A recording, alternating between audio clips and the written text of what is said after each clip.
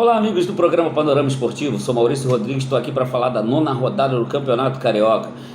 Depois da ressaca aí do Carnaval, a gente voltando aqui a fazer o programa. A gente não fez o programa um pouquinho na semana passada, por causa do Carnaval que estava rolando. Alguns times não jogaram.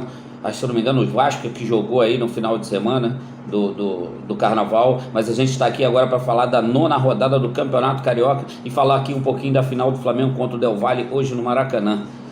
Vamos ver o que vai dar aí, depois daquela derrota lá de 1-0, poderia ter tomado de 2-3, o Flamengo não vem jogando nada, mas a gente também vai falar dessa molecada aí que vem jogando muito e que ganhou do Botafogo aí no final de semana. Vamos lá, rapaziada, Nova Iguaçu 0, Resende, Nova Iguaçu 1, Resende 0, Resende praticamente aí rebaixado, o Resende não consegue ganhar de ninguém, é ele e o Boa Vista, mas eu tenho um ex-jogador meu lá, o Zizu, no Resende.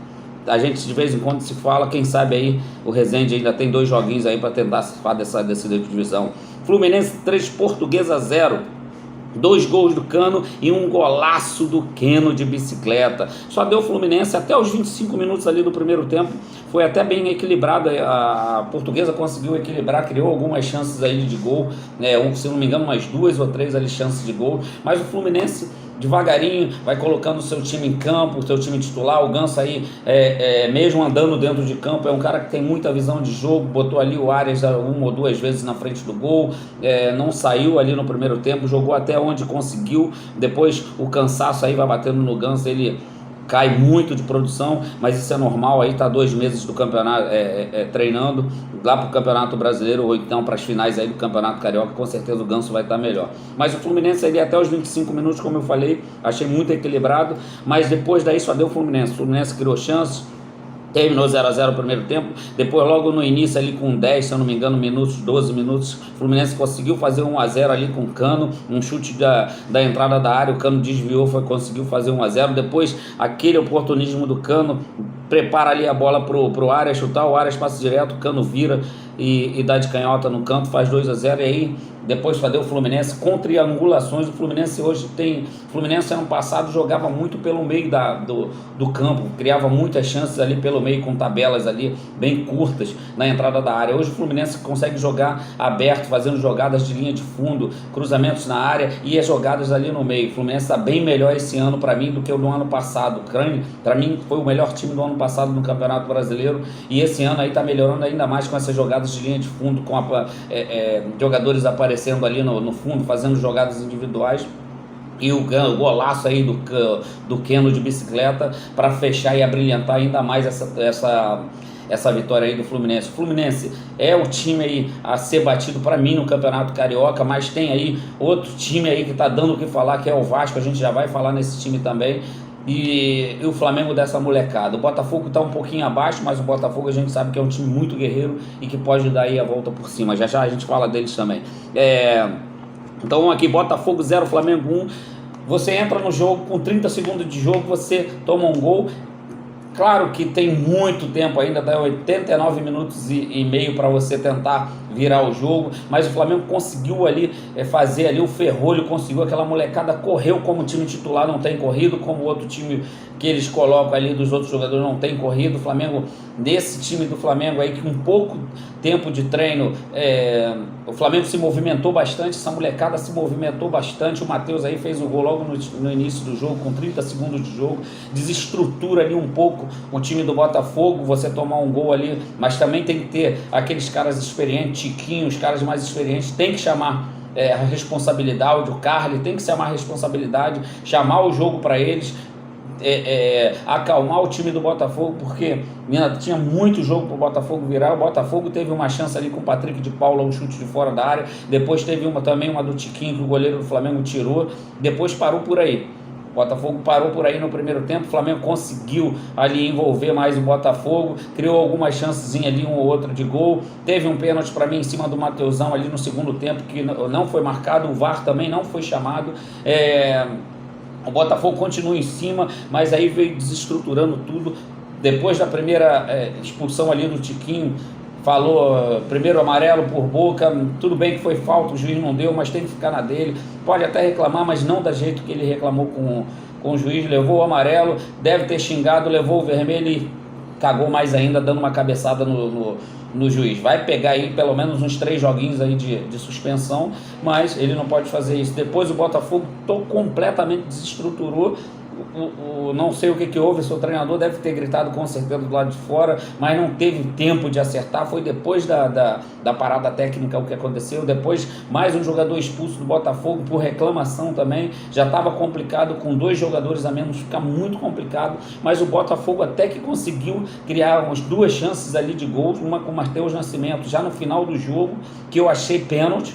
Eu achei que ali foi pênalti, mesmo ele tendo chutado já a bola caindo ali, e uma boa defesa do goleiro do Flamengo. Eu achei que o zagueiro do Flamengo deu uma puxada ali no braço dele, mas é garoto o Matheus, tem 19 anos, se fosse um jogador mais experiente ali, um Cano, por exemplo, teria caído, teria sofrido ali o pênalti, o juiz teria marcado. Mais uma que o VAR não entrou, não entendi porquê, a mesma coisa do Mateusão. Mas foi um bom jogo, um jogo muito corrido, um jogo muito movimentado, tanto de um lado como do outro. Mas se não fossem as expulsões do Botafogo e o nervosismo do time do Botafogo, com certeza seria um jogo bem melhor. Mas valeu pela garotada aí do Flamengo, que mostrou ao time titular como é que se joga, como é que tem que correr. Perdeu a bola, tem que roubar a bola, não tem que ficar olhando o adversário jogar. Bangu 0, Volta Redonda 4, time do Voltaça em 4º lugar, com o artilheiro do campeonato, Lelê, que com certeza aí vai para um time grande. O Vasco já está conversando com o jogador, parece que o Vasco vai levar ele para o Campeonato Brasileiro. Audax 3, Madureira 1 e Vasco 4, Boa Vista 1. Massacre do Vasco ontem, São Januário. O Vasco, escreve aí o que eu vou falar, rapaziada, pensa no que eu vou falar aí.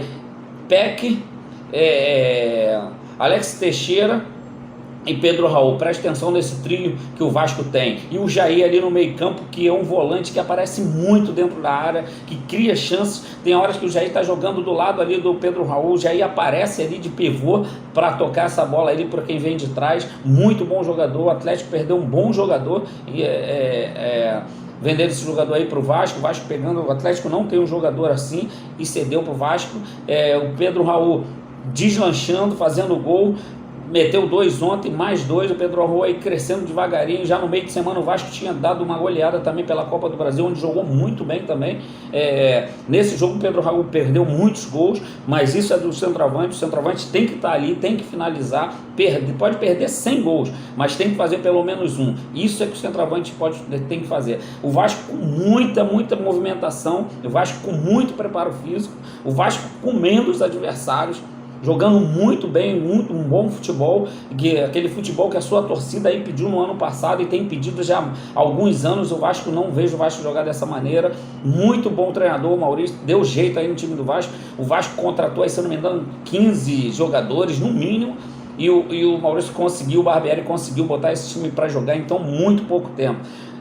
Os jogadores se doam muito dentro de campo, e ainda tem a cereja do bolo, que é o Nenê, que entra ali, que no meio de semana meteu um golaço, que entra ali e faz o Vasco ali com a experiência toda jogar. Mas o Vasco é muito candidato aí ao Campeonato Carioca, e com certeza vão chegar bons jogadores para o Campeonato Brasileiro.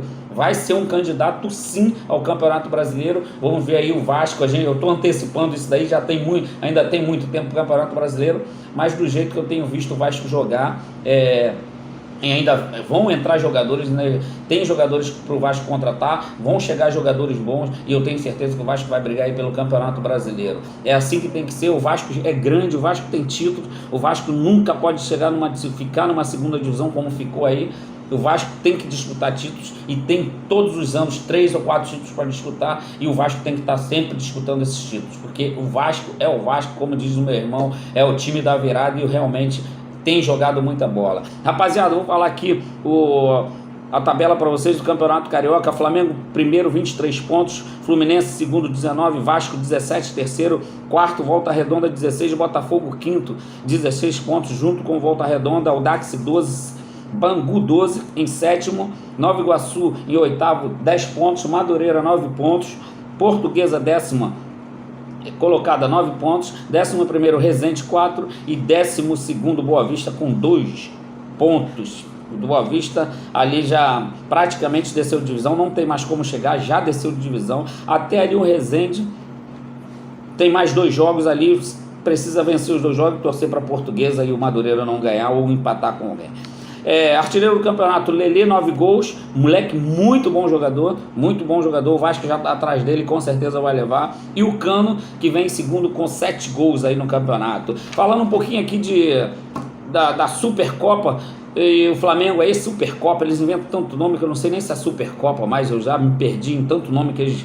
Recopa, Supercopa, tanta coisa que a gente até esquece. Flamengo e Del Valle, o Flamengo hoje joga no Maracanã com certeza vai estar lotado, mas o futebol do Flamengo é desse tamaninho, muito pequenininho, não tem jogado bem. O Flamengo, aliás, não joga bem em jogo nenhum, o time titular não tem jogado bem, falta vontade, falta preparo físico, o Flamengo muito mal fisicamente, taticamente péssimo, tecnicamente os jogadores estão caindo em cima da bola, caso do Arrascaeta aí no último jogo contra o Del Valle, caindo em cima da bola, você não vê nada de diferente no Flamengo, só vê o Flamengo jogando mal, e eu acredito que se o Flamengo não ganha esse campeonato hoje, vai ficar muito difícil para o Vitor Pereira, e aí eu não sei quem é que o Flamengo vai conseguir contratar. Estão falando de Tite, mas não acredito que o Tite venha do Flamengo. O Tite é um treinador, nem na seleção ele jogou bem com aqueles jogadores todos que eles levam os melhores os jogadores que ele quer levar são os melhores, ele não conseguiu fazer a seleção jogar bola. Eu não sei se no Flamengo ele iria conseguir.